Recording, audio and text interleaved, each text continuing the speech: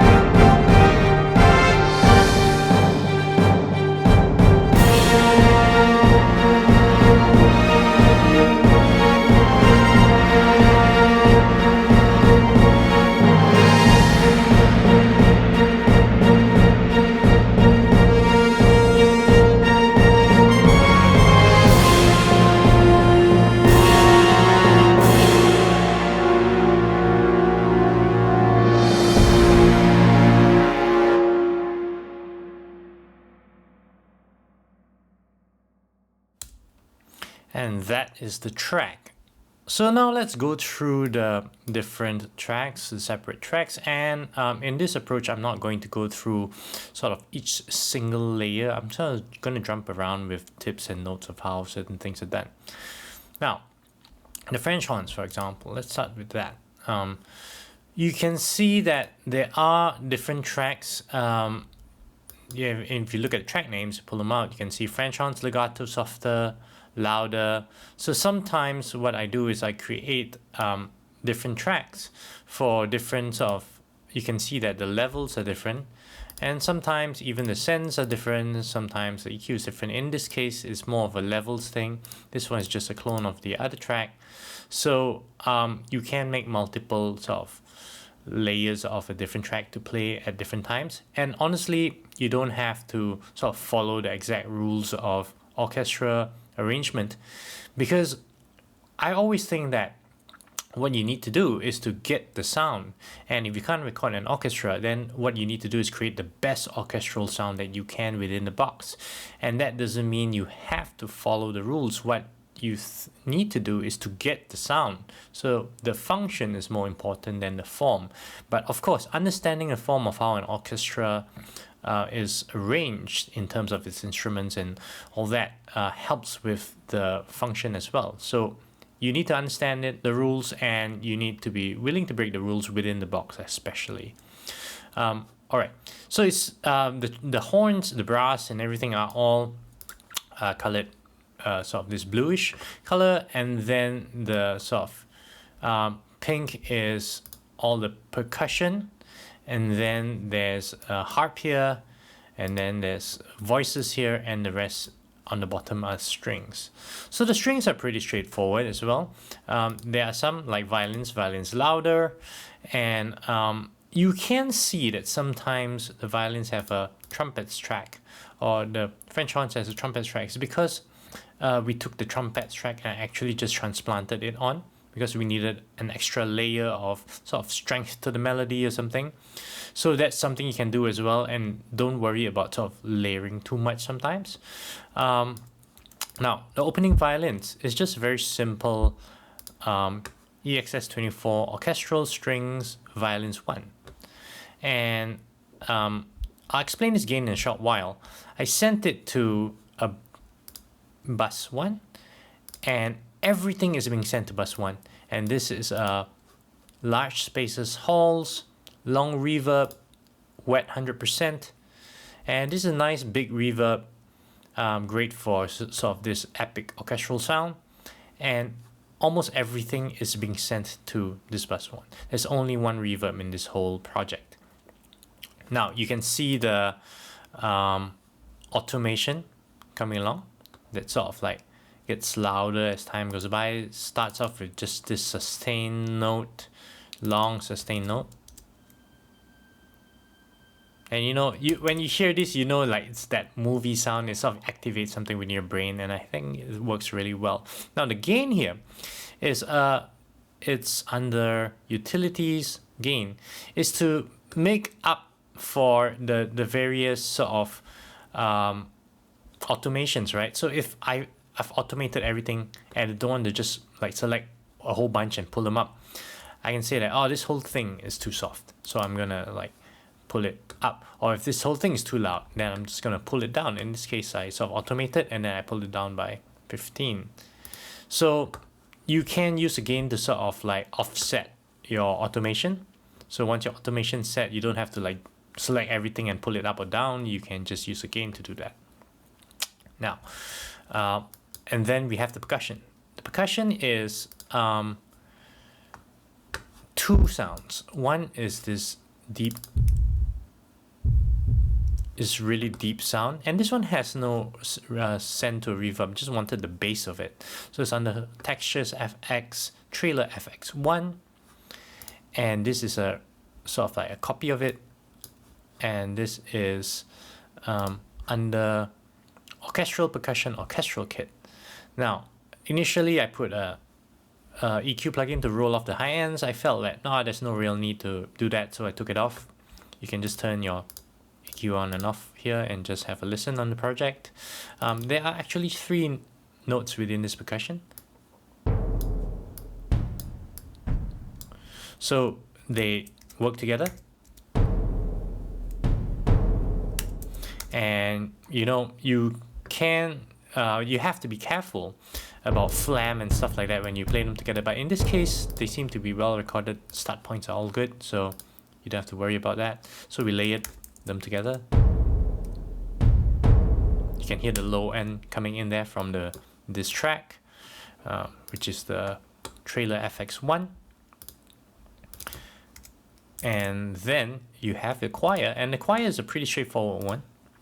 It's under orchestral choir, church choir. This one's pretty okay.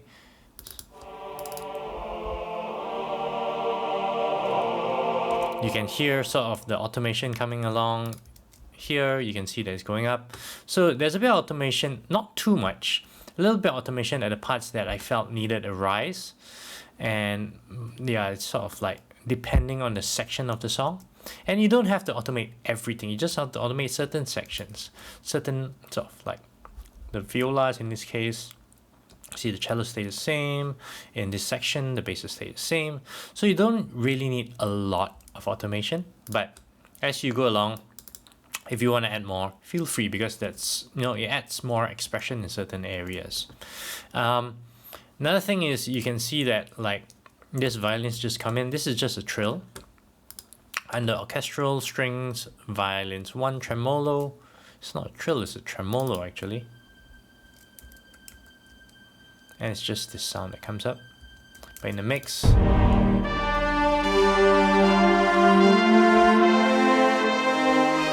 right at the end, when all the instruments drop out. So, you know, things come in and out. You can see that these things drop out. Sometimes, you know, because a lot of these samples in the orchestral samples in AXS, the stock ones, don't really have a fantastic sort of, you know, decay control or anything like that. So you have to use a lot of creative automation to get that expression. So in this case, you can see that sort of like the fade out, the decay happens through automation. Because in an orchestra, you have a lot of dynamics that the players can sort of adhere to. But when your samples are pretty much just the same, what you need to do is automate them to get that vibe. Yeah. Also, the solo trumpets, which I really like, is from Studio Horns,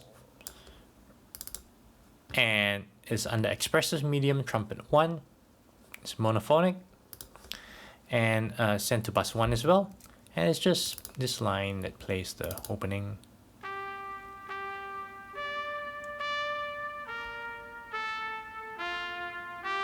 I really like when you overlap the MIDI and you get some of that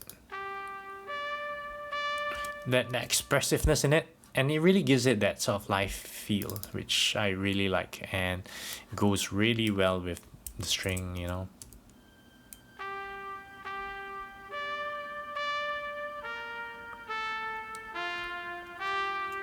And I also want to tell you about MIDI chase, that you need to turn it on, because when you have long sort of lines like this and you play them from halfway through, they normally don't sound. And what if you want them to sound, right? So for example, like this long, where we go, this line, right? If we don't play it from the start, then it's not going to sound.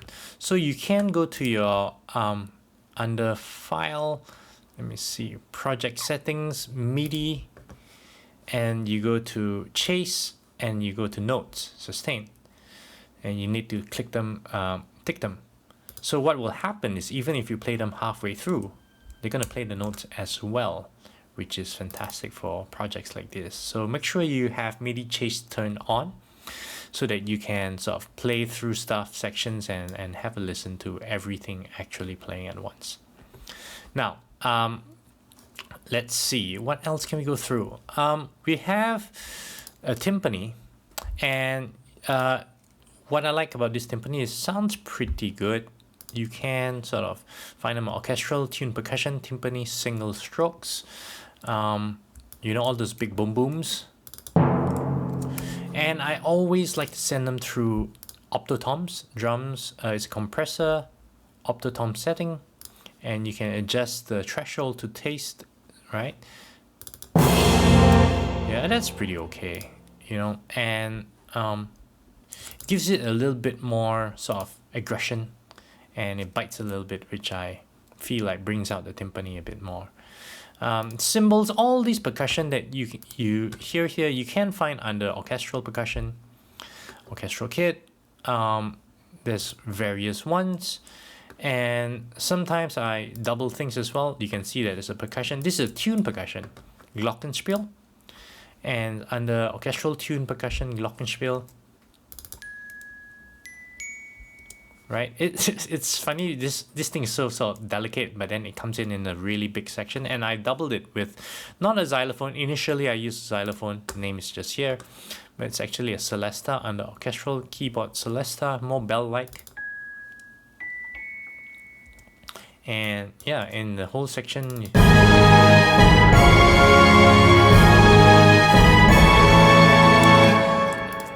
it's in the original one as well, and I find it really interesting that, you know, Silvestri used a sort of pretty delicate thing in this, probably one of the biggest sections in the cue, and it adds something, you know, it adds something. So that's pretty cool.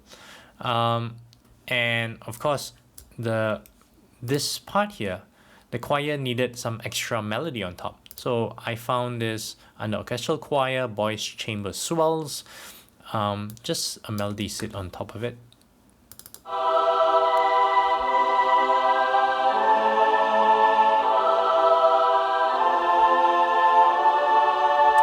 And I took off all the low end, just wanted the airiness of the top line, right? And you can hear everything sort of like going together. Let's just hear the brass by itself. Everything's sort of going full tilt here, like, you know, it's red-faced, kind of like pumping air.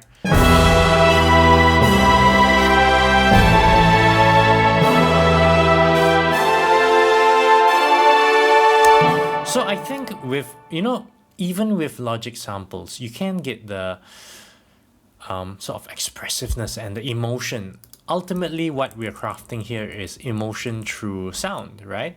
So if we can get the right emotion from this, then we win. So, you know, all the rules of how things should be and things should sound and everything, it depends on your sort of sensitivity towards getting the emotion. Like, how do we craft this emotion? So that's why I love breaking down these tracks, because when you break them down, you can understand that how the best of these people who can create emotion through sound, how the best of them work and how they create what they create. So, you know, so all these percussions working together, it's very brass heavy, this song, this cue.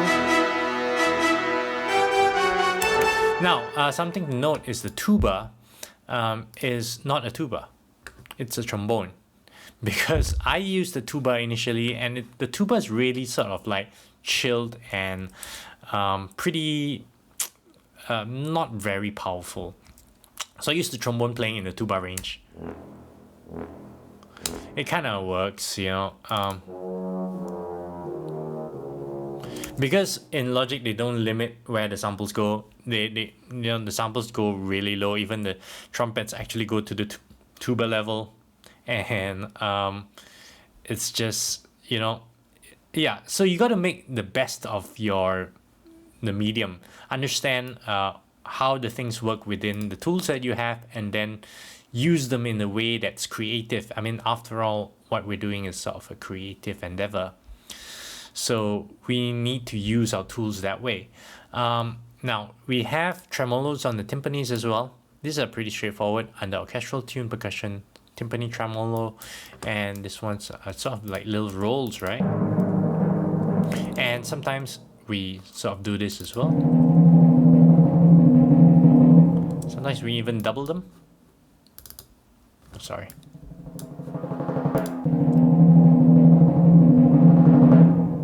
So we double the crescendo with the tremolo and give a little crescendo to that as well. So feel free to also double stuff like you feel needs a bit more power. Sometimes the sounds are a little bit small within Logic. So sometimes we sort of, like in this case of the bass drums, we double them as well.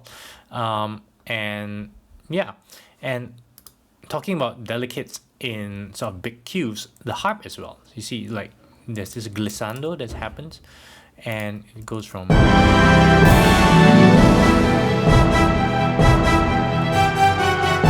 so you hear the harp sort of like have a quick list, and it sort of gives that.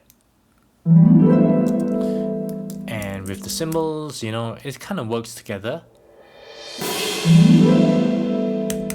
Yeah, so the understanding of how these things work together is best done in sections. So when you download the project, I would strongly suggest sort of listening to sections.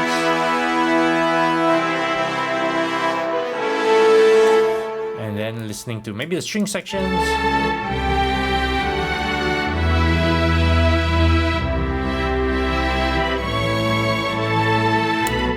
And, you know, the perk maybe with the choirs. For example, I want to talk about layering as well. If you look at the snare here, there are two snares that are happening here, and one is from the orchestral kit with a compressor. Now the compressor is something I like to give a little bit more. So power is studio fed.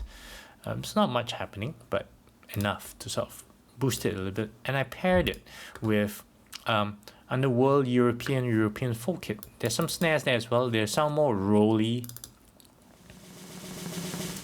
And it sort of helps this snare roll.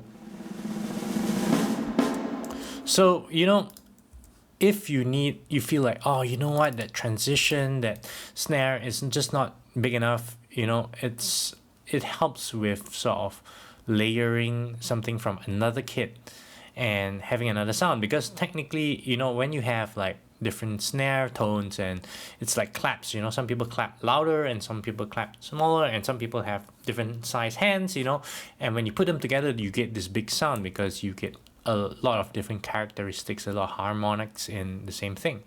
So that's something to pay attention to as well. Now let's see, we have violins louder, so you have different sort of like layers of loudness as well in terms of and you have different articulations as well. So you have basses, you have your bass staccato, you have your tremolos, you have your cello staccato.